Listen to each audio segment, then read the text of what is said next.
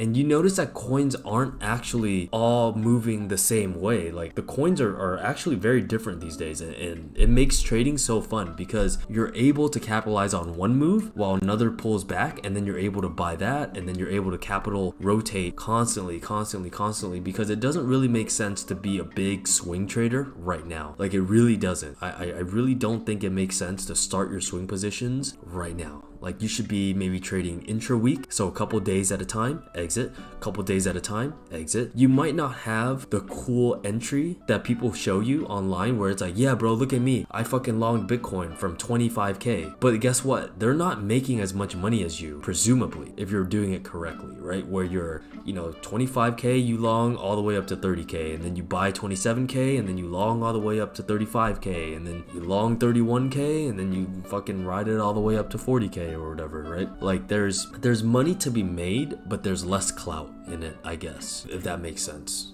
Dude, have you guys noticed that it's been very disconnected? Alts have been really disconnected in the last few days, right? As in, certain coins move while others lag. Certain coins don't move at all or go down. So what this means right here is, this is, in my opinion, a really good sign that we're now getting to the point where the market is saturated. In a sense where, okay, when we first started moving up from like 20k, everything moved up all at once, right? Where Bitcoin goes up 10%, your fucking coins are going up 10, 15%, right? Now you're starting to get that hot ball of money effect where maybe Solana goes up 15%, and then Solana pulls back like 5%, and then Chainlink goes up 6-7%, and then Chainlink pulls back a little bit, and then Celestia goes up 20%, right? So that tells me that now there's no longer capital expansion. So the cup of water is full. So for me to get more water over here, I have to fucking transfer some of the water over, right? That's what that's telling me. And that's why when you start seeing capital rotation shit, it's almost always like, I don't want to say it's not a good sign, but it's a good sign that prices are probably going to start chopping and market conditions are going to get a little bit harder. Because what makes easy market conditions? And this is a question where it's like, I don't expect people to answer because it's not something that anyone ever fucking talks about, but easy market conditions are when people blatantly buy after you, like just frothing at the mouth. They don't give a fuck what price it is, they don't give a fuck what's going on, they just want more, they just buy. They call it alt season, call it the mania phase, you call it FOMO, you call it fucking catching up to the $1 trillion assets in the real world economy. That's what easy mode is, where anything that you buy, there's another fucking idiot that's more of an idiot who's gonna buy after you, and he's gonna do that consistently over and over and over and over, and then there's another idiot after him who's also gonna buy it, and then that pushes price even further and further and further and further until it's almost like you're a fucking genius because wow, look at all these people finally catching up to me, seeing the value that I saw before they did. That's not happening now, as in I don't see the same effect. So I would be very careful with overall sizing. I think our little mini bullish window could be coming towards an end where prices start to chop for the next 2 months, right? We've had a good month and a half, and people are gonna probably forget everything that happened in the last year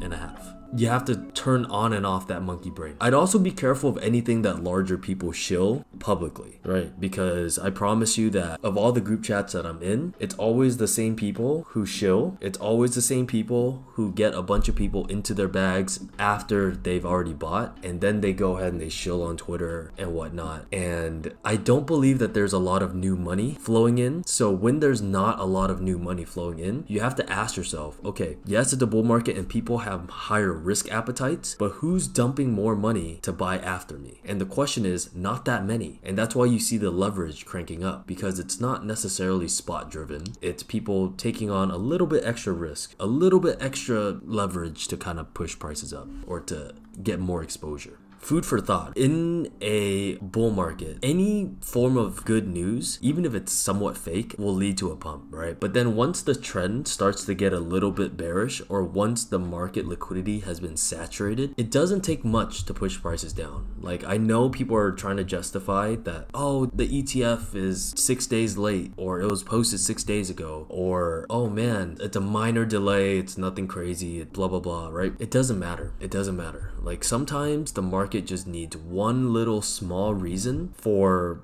people who are on the edge about selling their positions, taking profit, to suddenly do that, right? And then it's a cascading effect.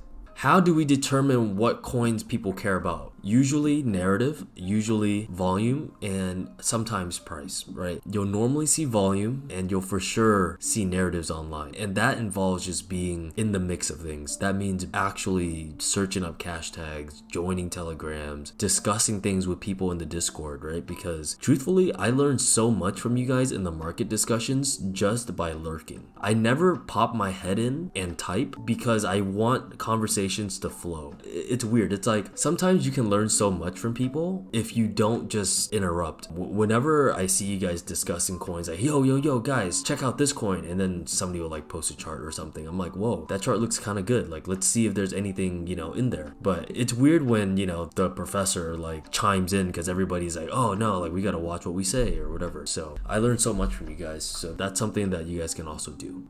Can you explain how you trail your stop loss? Once TP1 hit, you go to break even? No, not necessarily. Depends on my entry, right? So I only move my stop loss if I have a new level. So for example, let's say I bought right here. It goes up, it forms this structure. Maybe I'll move my stop loss just under here. And then I get stopped out right here. Maybe I took some profit right here, but I get stopped out of the remainder of the position right here. Falls back down. Maybe I buy some more around these levels. So not the exact bottom, but just these levels. It flips the area that was supposed to be support turned into resistance, turned back into support. Maybe I add more here. As prices come up here, I'm moving my stop loss maybe just around here, right? Just under this wick, right? So that's how I move my stop losses up. So there's a method to the madness. How do you manage your stops while you're sleeping? So if I'm sleeping, I'll almost always set alerts, and then second, I'll set hard stops. Like in the case that I don't wake up, or in the case that things really go bad, I have to get stopped out. Like I have to get stopped out. That's just something that you have to have in your system as like a fail switch, right? Because inevitably one day you're gonna get caught on the wrong end of some parabolic move, and if you don't have that last parameter, like you obviously hope that it never gets hit and it never has to get there and you're able to control the trade. But in the case that you can, at least you are protected somewhat, right? At least you're protected somewhat.